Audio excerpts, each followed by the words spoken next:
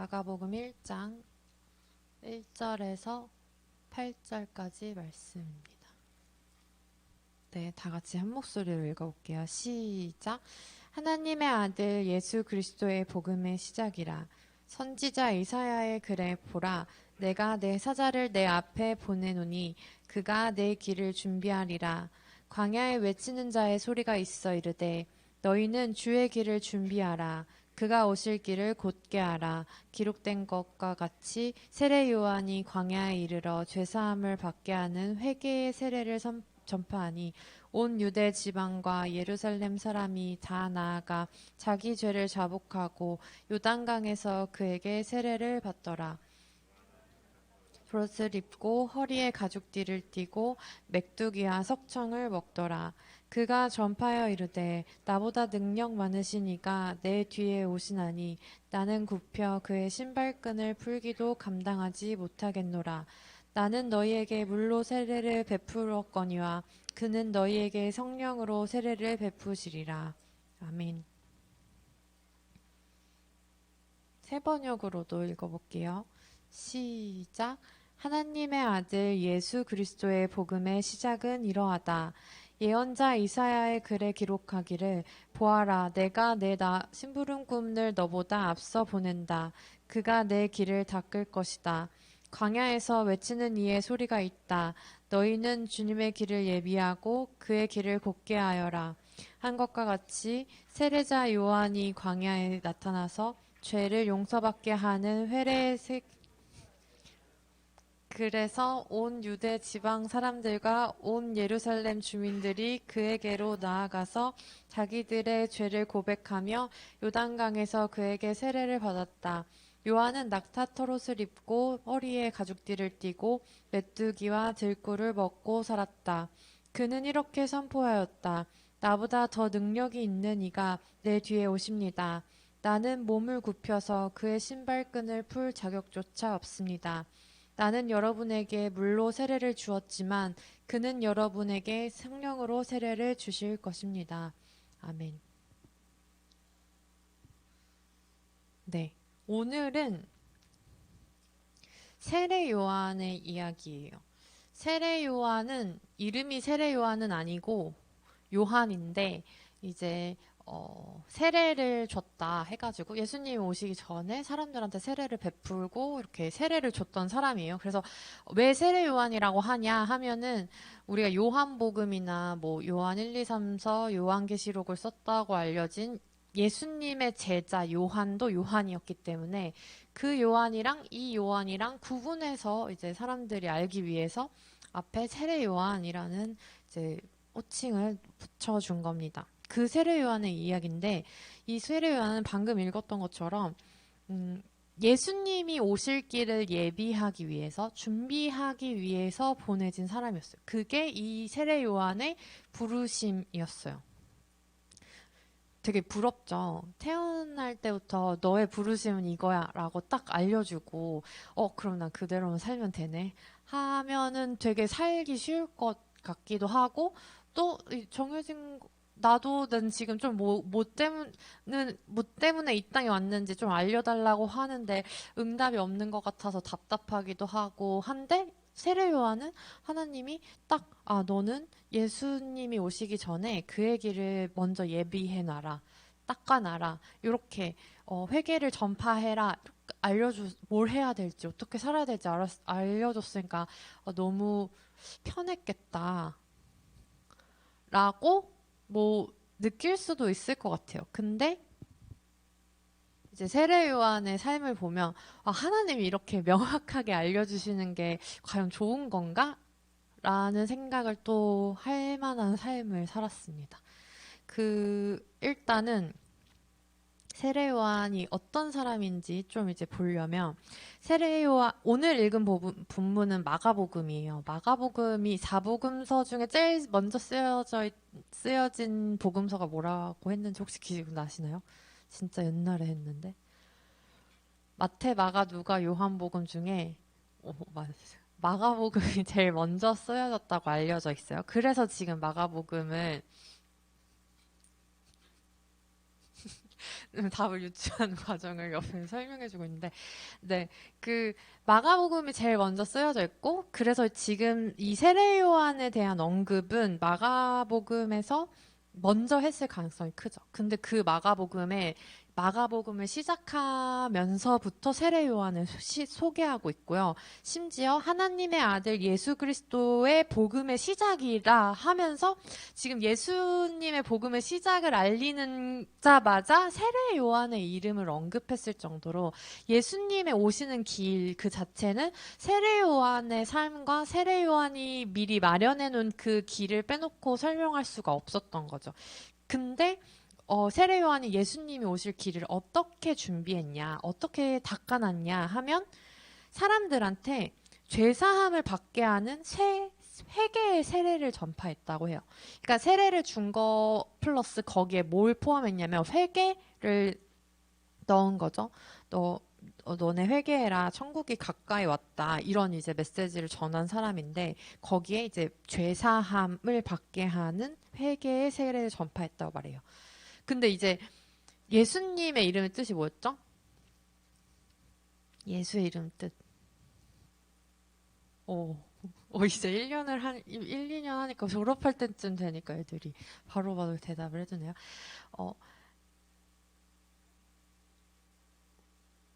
준이야, 너 이거, 너의 그거야. 그, 뭐지, 대사. 그, 뭐지? 이름, 그가 제가 다 까먹었네요. 너무 감격해가지고. 아들을 낳으리니 이름을 예수라 하라. 이는 그가 자기 백성을 그들의 죄에서 구원할 자이심이라 하니라. 하면서 예수님이 오셨던 이유는 죄사함을 위해서, 그 자기 백성의 죄사함을 위해서 이 땅에 오셨는데, 이제 세례 요한이 사람들한테 죄사함을 받게 하는 회개의 세례를 전파를 했어요. 그러니까 너네는 죄가 있다, 죄인이다. 그래서 죄 사함을 받아야 되고 세례를 받아야 된다. 뭐 이런 얘기들을 했던 거죠. 천국이 이제 가까이 왔다. 이런 얘기들을 했는데 그러면서 하는 말이 나는 이 물로 세례를 주는 것밖에 못하지만 내 뒤에 오시는 분은 성령으로 그리고 다른 본문에서는 불로 세례를 너네한테 주실 거다. 이런 얘기를 예수님이 오시기 전에 이제 막 사람들한테 알리고 나는 선지자 아니고 내가 대단한 사람 아니고 내 뒤에 오실 분이 대단한 분이야. 나는 그분의 신발끈조차 풀 수 없는 그런 사람이야. 라고 설명하면서 이제 다녔던 거죠. 아까 이제 마가복음 얘기를 했는데 이게 마가복음의 이야기고요. 마태복음에도 세례 요한의 이야기가 나오고 누가복음에도 세례 요한의 이야기가 나오고 이제 요한복음에도 세례 요한의 얘기가 나와요. 그러면 지금 4복음서에 다 등장할 정도로 이 세례 요한이 했던 역할이 있기는 있었나 보다. 이 세례 요한을 얘기해야지만 예수님 얘기가 뭔가 시작되거나 좀 더 풍성하거나 또 좀 더 구체적으로 이해할 수 있었나 보다. 이런 것들을 저희가 생각해 볼 수 있죠. 근데 마가복음 말고 다른 복음서에서는 지금 세례 요한을 어떻게 설명했는지 마가복음이 지금 요게 처음 1절 빼면 2절부터 8절까지가 지금 요한에 대한 거고 마태복음에는 어떻게 써져 있는지 한번 마태복음으로 넘어가 봅시다. 마태복음은 3장에 이제 세례 요한이 나오는데요.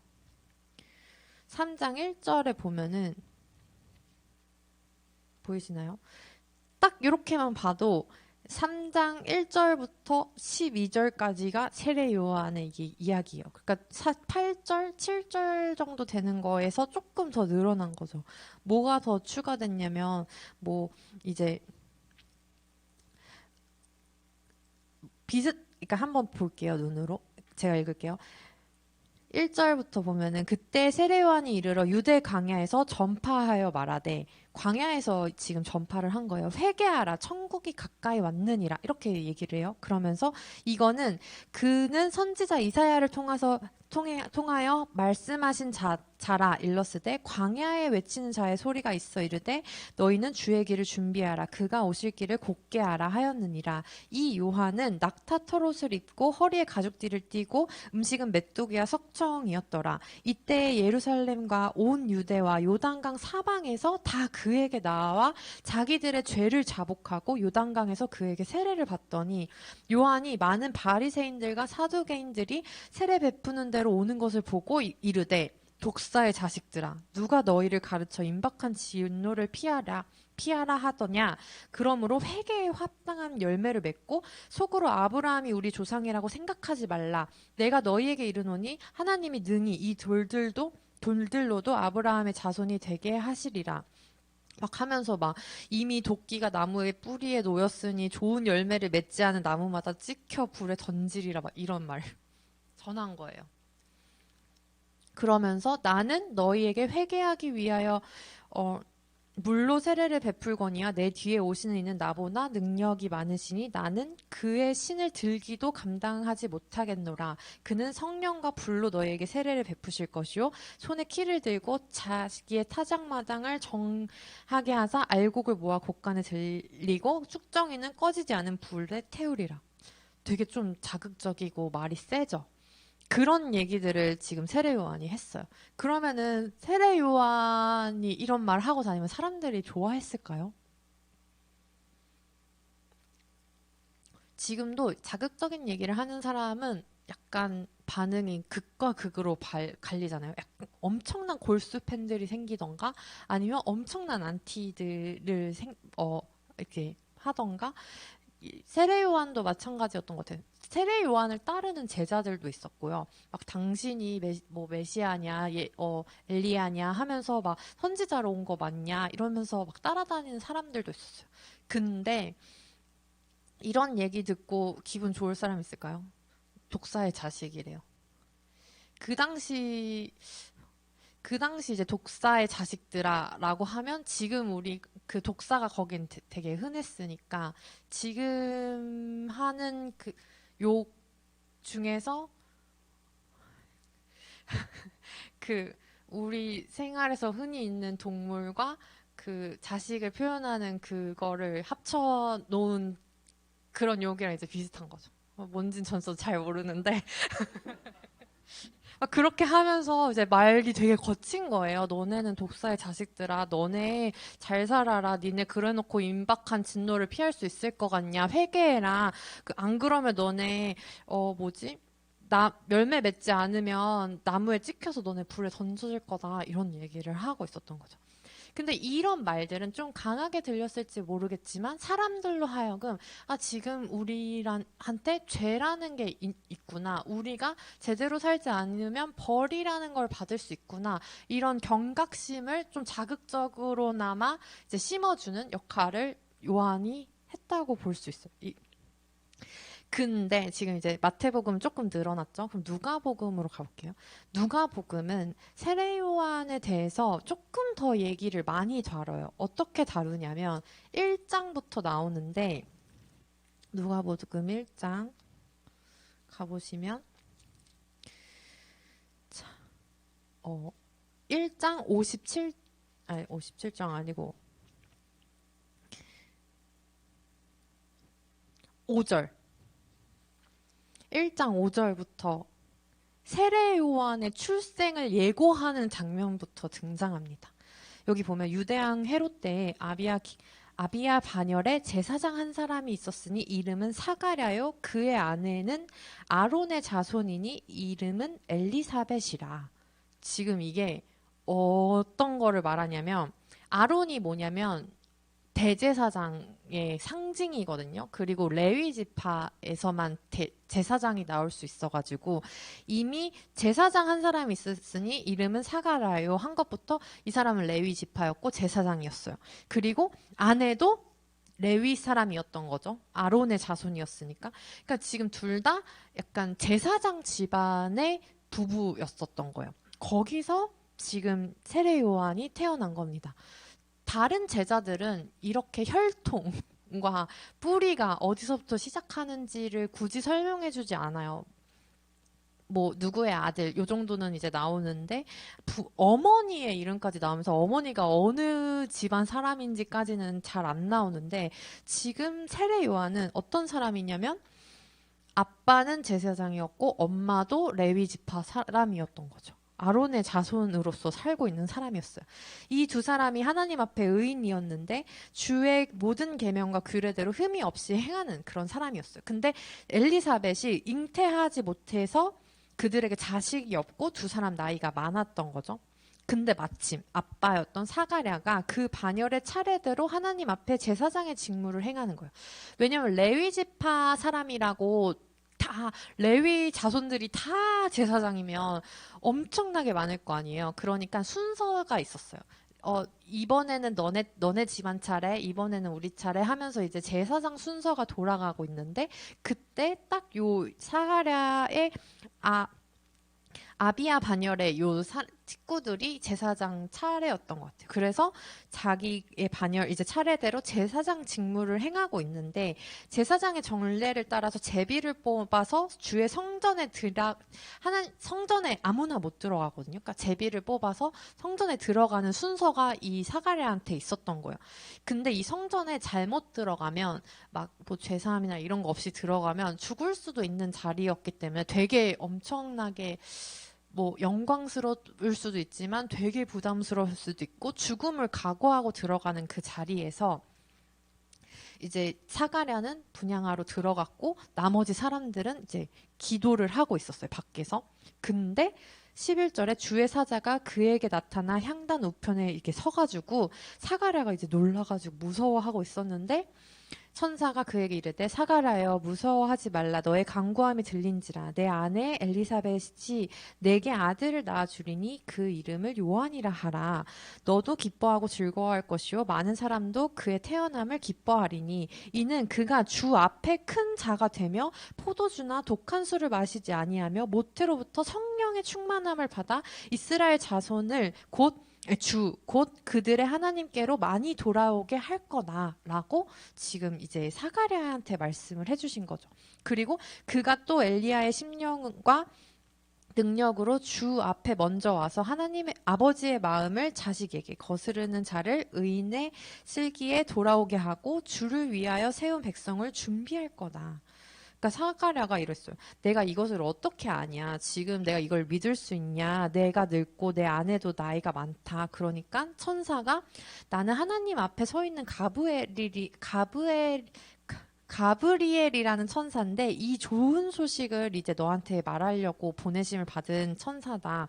근데 만약에 네가 지금 이거 못 믿겠으면 이 일이 되는 날까지 그냥 그 요한이라는 아들이 태어나는 날까지 말 못하는 자가 되어 능히 말을 못할 거다. 그게 이제 증거가 될 거고 그리고 이는 네가 지금 이 말을 믿지 아니함일 뿐만 아니고 때가 이르면 이제 이 말이 이루어진다는 증거가 되어줄 거다 해서 그러고 이제 그런 일들이 벌어졌는데 바깥에서 기도하고 있는 사람은 평상시라면 이제 나올 때가 됐는데 이 사가랴가 들어가서 안 나오는 거예요. 그래서 이상하게 여기고 있는데 나와 보니까 그 사람이 진짜 말을 못하는 거죠.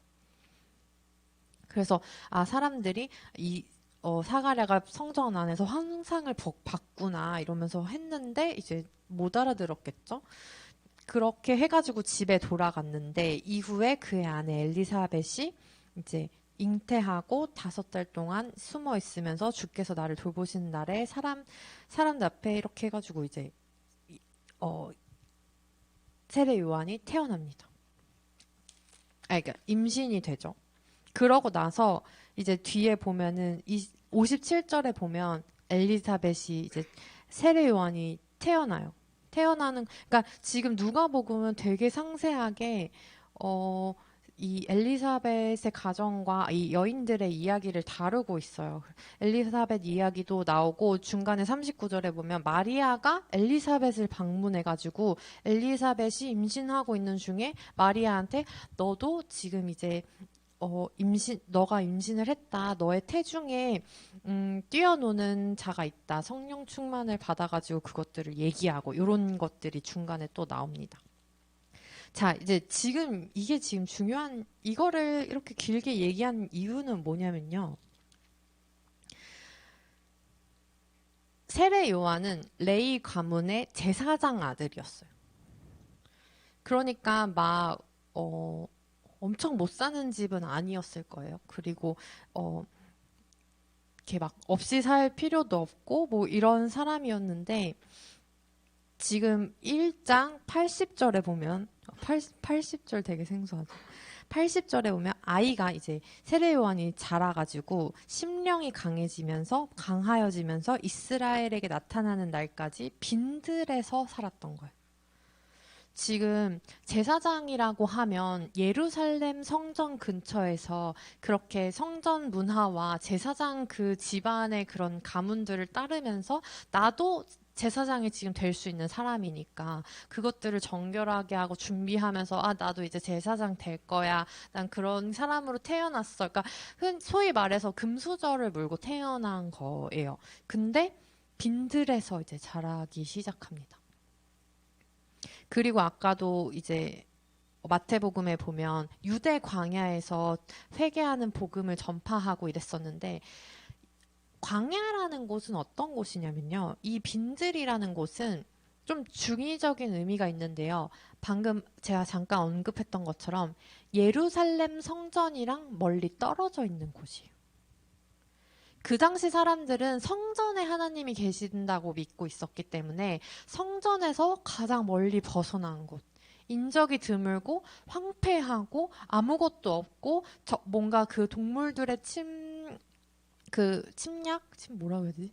그런 위험으로부터 아무것도 보호되지 않고 마치 하나님이 없는 것 같은 곳. 그게 광야의 상징이었어요. 그래서 하나님 관심 밖의 공간뿐만 아니라 태초에 창조 전에 그 흑암과 혼돈과 공허의 공간으로 상징됐던 곳입니다. 세례 요한은 그곳에서 어린아이 시절부터 보냈고 그곳에서 사람들에게 복음을 전파했어요. 그거는 당시에 이제 예수님도 성전에 가서 막 뒤집어 엎거든요. 너네가 지금 강도의 소굴로 정전을 만들고 있구나. 막 이렇게 말씀하실 정도로 성전이 점점점 타락하고 있었던 때여서 그것들에 대한 어떤 보이콧이었을 수도 있고 아니면 자기의 이런 정체성과 부르심을 점검하는 시간을 여기서 보냈을 수 있죠. 그러니까 광야라는 곳은 사람들 인식에는 하나님에게서 약간 버려진 것 같은 느낌, 하나님에게서 되게 멀리 있는 공간이라고 느낄 수 있지만 이곳에서 누구보다도 이 세례 요한은 하나님을 찾고 하나님이 자기를 부르신 그 목적을 찾아가는 공간으로 사용했어요. 그러면서 지금 마가복음에도 나오고 마태복음에도 나왔던 표현이 세례 요한이 낙타털옷을 입고 가죽띠를 띠고 메뚜기와 역청을 먹었다고 얘기를 하거든요. 그러니까 제가 이제 낙타털옷이 도대체 무슨 의미가 있길래 마가도 이걸 언급하고 마태도 이걸 언급했을까 해보니까 낙타털옷이 뭐 양이랑 다른 동물에 비해서 가죽이 되게 두꺼웠대요. 그래서 비싼 옷이라고 하는 거예요. 그래서 어떤 데는 되게 제사장 가문의 그런 자손으로서 되게 비싼 옷을 입었다라고 표현한 데도 있고 어떤 데는 이게 낙타털옷이 금방 시원해질 때는 엄청 금방 시원해지고 따뜻해질 때는 또 엄청 따뜻해져서 한 벌만 있으면 그냥 이게 일교차 상관없이 계속 이것만 입고 살 수 있어서 서민들의 옷이라고 얘기를 하는 거예요.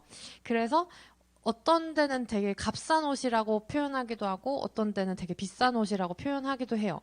그럼 우리가 지금 여기서 낙타털옷을 입은 거에 대해서는 비싼 옷을 입었군 이렇게 생각하거나 값싼 옷을 입었군 이거는 사실 중요하지 않은 것 같고요.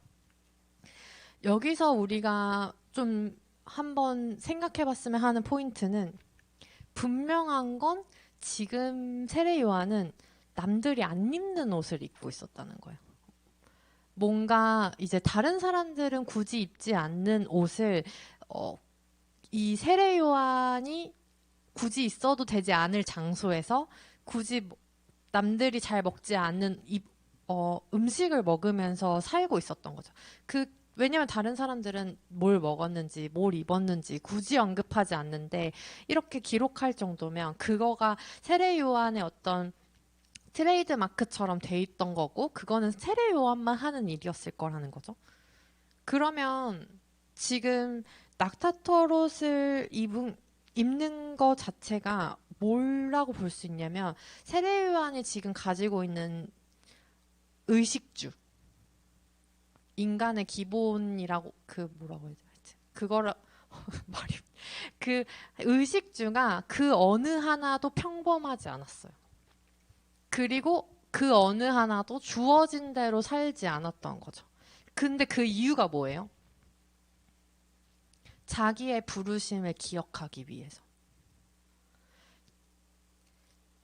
세례 요한은 본인이 그냥 제사장 가문에서 하나님이 아무리 사가랴한테 이런 천사가 이렇게 얘기하면서 태어났다고 해도 그러니까 세례 요한이 순종 안 하고 그대로 살지 않으면 그냥 상관없는 거거든요. 근데 세례 요한은 자기가 태어난 삶을 철저히 반대되는 삶을 끊임없이 노력하고 자기가 그 정체성을 계속 기억하기 위해서 남들이 하지 않는 의식주를 삶으로 계속 이렇게 인식하면서 내가 태어난 이유, 내가 이 땅에서 감당해야 되는 삶을 기억하려고 노력했던 것 같아요.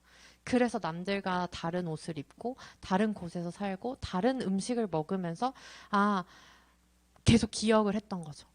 나는 주님의 길을 예비하기 위해서 보내진 사람이야. 나의 부르심은 회개하는 복음을 전파하면서 예수님이 오셨을 때 그 죄사함을 위해서 오신 예수 그리스도를 위해서 사람들에게 죄를 깨닫게 하는 일, 그리고 물로 먼저 그것들을 세례를 주는 일을 나는 감당해야지.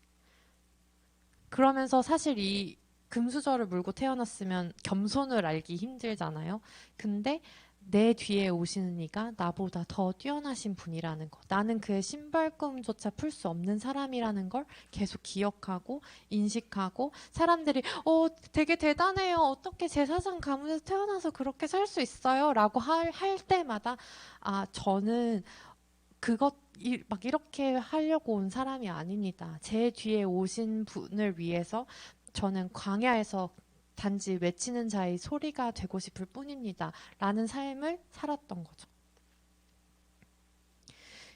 결국에는 태어날 때부터 하나님이 딱 넌 이렇게 예비하는 삶을 살아 라고 말했다고 해서 그 임무를 훌륭하게 완수할 수 있는 사람이 많지는 않을 것 같아요. 그리고 제가 봤을 땐 세례 요한 이전에도 분명히 있었을 것 같아요. 근데 세례 요한은 철저하게 그 삶을 살았기 때문에 철저하게 주님의 길을 예비했기 때문에 이렇게 성경에서 예수님의 이야기를 시작하는 복음의 시작에 언급된 사람이 되지 않았을까.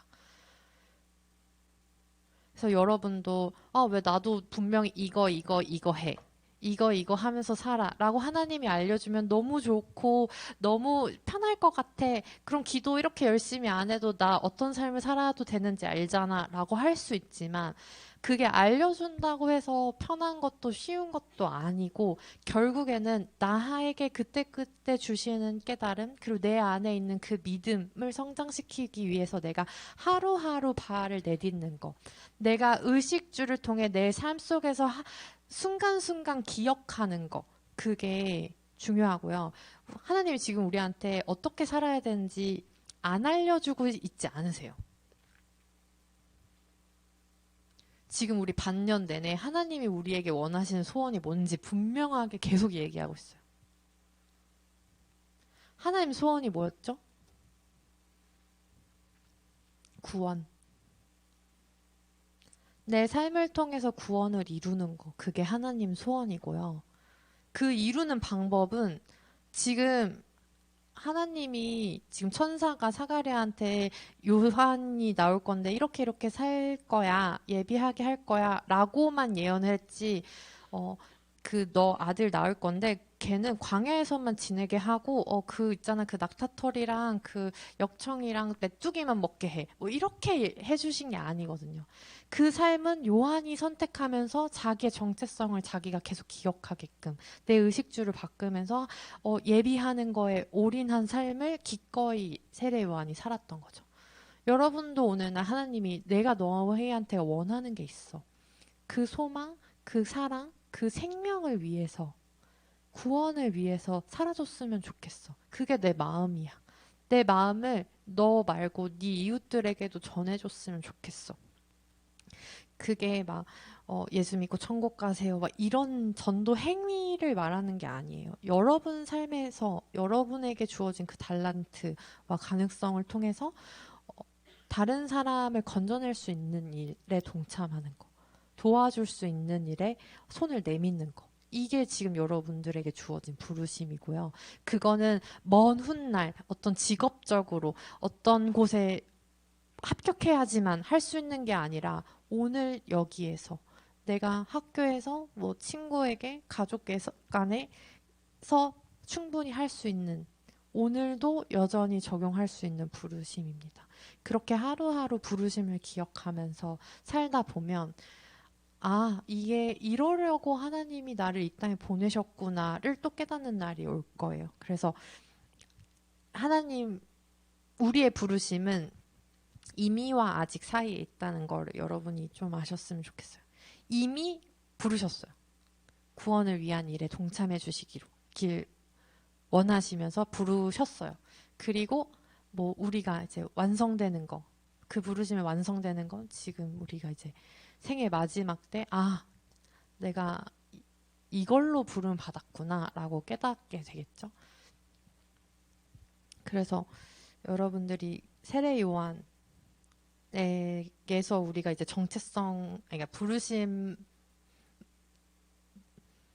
관한 포인트로 얻을 수 있는 소스는 이 세례 요한은 부르심을 기억하기 위해서 자기의 의식주에 기억 장치들을 마련해 놨다. 그리고 그걸 자기의 정체성으로 삼는 일에 주저하지 않았다.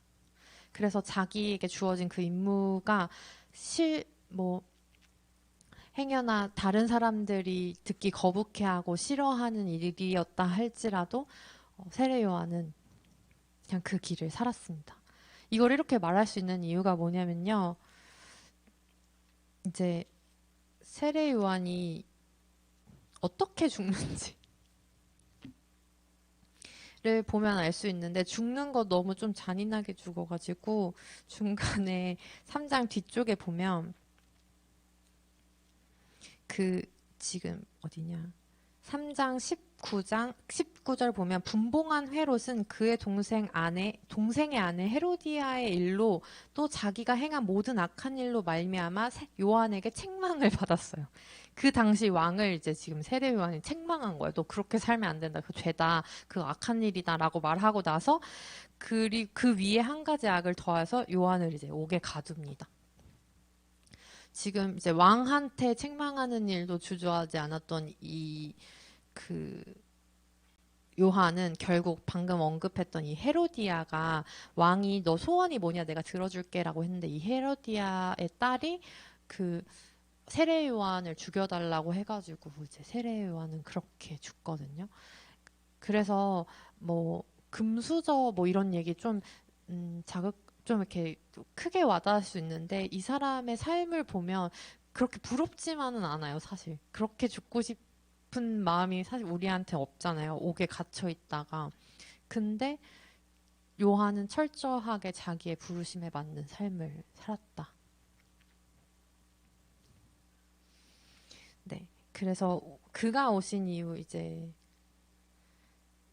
다시 불러볼 텐데요.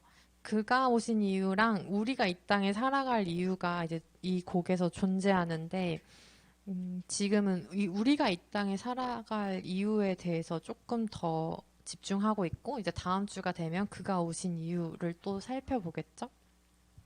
근데 우리가 이 땅에 살아갈 이유 다 각자 부르심이 다르겠지만 공통된 부르심이 있다면 그거는 하나님의 구원 사역에 동참하는 거, 우리 삶을 통해서 구원을 이루는 일입니다. 거기에 우리의 소망이 있고요, 우리의 사랑이 있고, 우리의 생명이 있었으면 좋겠습니다.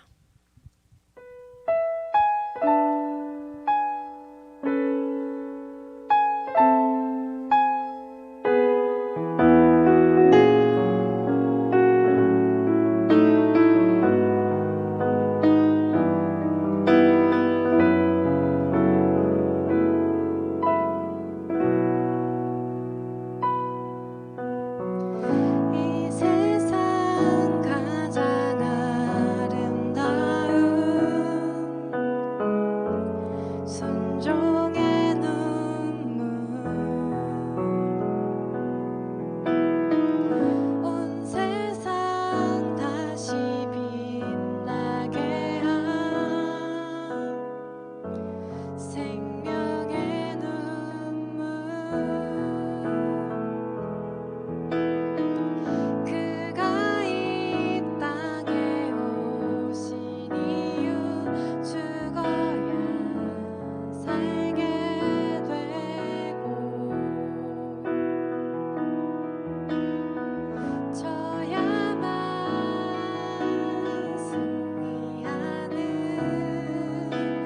놀랍고 영원한 신비 지으신 그대로 회복시킨 우리의 창조주 그리스도 십자가의 길로 아버지 뜻 이루셨네 그가 이 땅에 오신 이유 이제 우리에게 맡겨진 그 소망 그 사랑 그 생명 아름답고 눈부신 십자가의 길 우리가 이 땅에 살아간 이유 하나님, 우리가 이 땅에 살아가야 할 이유, 우리도 매 순간순간 우리의 모든 의식주를 동원해서 기억하기를 원합니다. 우리에게 주신 그 소망, 그 사랑, 그 생명, 우리 삶 속에서 늘 간직하면서 기억만 하는 게 아니라 또 발을 내디딜 수 있는 용기도 우리에게 있기를 원합니다. 어떤 삶을 위해서 우리를 사용하실지 늘 궁금하게 하시고 주님께 묻게 하시고 또 주님께 대답을 얻는 그런 큰 은혜가 우리 삶에 있길 원하오니 늘 말씀하시는 그 주님의 음성을 귀 기울일 수 있는 믿음의 귀도 허락하여 주시옵소서. 그렇게 우리의 모습, 소유, 생명, 우리 모든 아픈, 기쁨, 소망, 계획, 어제 일과 내일 일, 꿈과 희망도 주님께 다 드리길 원합니다. 주님께 드릴 때 손해본다고 느끼거나 아깝다고 여기지 않고 드리는 시간과 우리의 모든 이 찬양이 주님께 기쁨으로 드려질 수 있도록 도와주시옵소서. 날이 많이 추워졌습니다. 추위로 고통받고 있는 이웃들 기억하게 하시고 순간순간 하나님의 은혜를 기억하면서 우리 감사로 또 연말 보낼 수 있기를 원합니다. 주어진 상황이나 어떤 환경에 의해서 감사하는 것이 아니라 그럼에도 불구하고 나를 여전히 이 자리에 있게 하시는 예배 드릴 수 있는 자리에 함께하게 하신 그 은혜를 기억할 수 있게 하시고 감사할 제목들을 찾을 수 있는 이런 찾으며 올해 한 해를 마무리할 수 있는 지혜도 더하여 주시옵소서. 감사합니다. 모든 날 모든 순간 함께 하셔서 이 땅에 오신 우리 주 예수 그리스도의 이름으로 기도합니다. 아멘.